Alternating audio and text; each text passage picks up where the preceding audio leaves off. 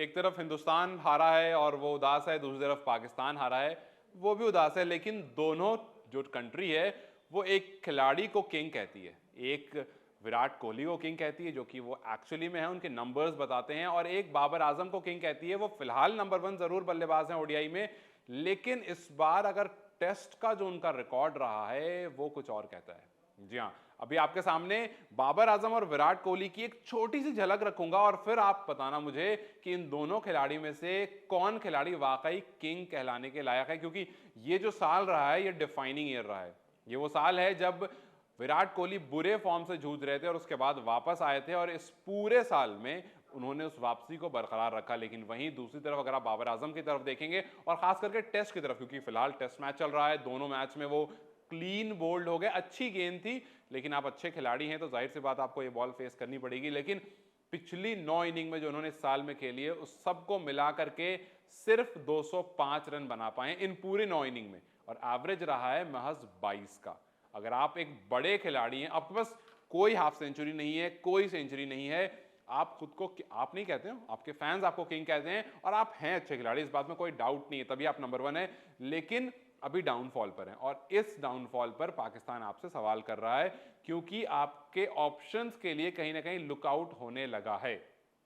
बहुत सारे खिलाड़ी जिनके बारे में कहा जा रहा है कि आने वाला बाबर आजम है, लेकिन बाबर आजम के पास अभी भी बहुत सारे स्किल्स, बहुत सारे नंबर्स, बहुत सारे रन्स बच रहे हैं। तो पाकिस्तान उसका इंतजार कर रहा है, क्योंकि जब पहला मैच ऑस्ट्रेलिया के खिलाफ आपने खेला तो वहां पर काफी बुरी सिचुएशन थी और पाकिस्तान कंप्लीटली बैकफुट पर था।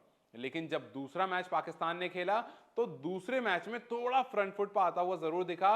वो मौका आया जहां पर बाबर आजम आ गए और ऐसा लगा कि दिस इज द पॉइंट, यहां पर बाबर आकर के चीजों को चेंज कर सकते हैं, यहां पर बाबर आकर के कुछ अलग कर सकते हैं। लेकिन वहीं अगर आप विराट कोहली की तरफ देखेंगे और विराट कोहली के टेस्ट को देखेंगे जो 2023 में रहा है, 12 इनिंग उन्होंने खेली है, 671 रन बनाए हैं और 186 उनका हाईएस्ट है। जहां बाबर आजम ने ना एक हाफ सेंचुरी ना कोई सेंचुरी लगाई है, वहां पर 186 इनका हाईएस्ट है। 55 ऑलमोस्ट 56 का, क्योंकि 55.91 का एवरेज है, 56 का average which is very good, जिसमें 2 हाफ सेंचुरी और 2 सेंचुरी भी है। तो एक तरफ आप बाबर की तरफ देखते हैं, दूसरी तरफ आप विराट की तरफ देखते हैं। लेकिन विराट का यह हाल सिर्फ टेस्ट में नहीं है, अगर मैं ओवरऑल 2023 की बात करूं, 36 इनिंग में 2000 रन। जी हां, एक और कैलेंडर ईयर जहां पर 2000 रन कंप्लीट करते हैं विराट कोहली, और 66 का एवरेज है। 66 एवरेज इज बियॉन्ड गुड, आप गुड भी नहीं कहेंगे, इट्स बियॉन्ड गुड।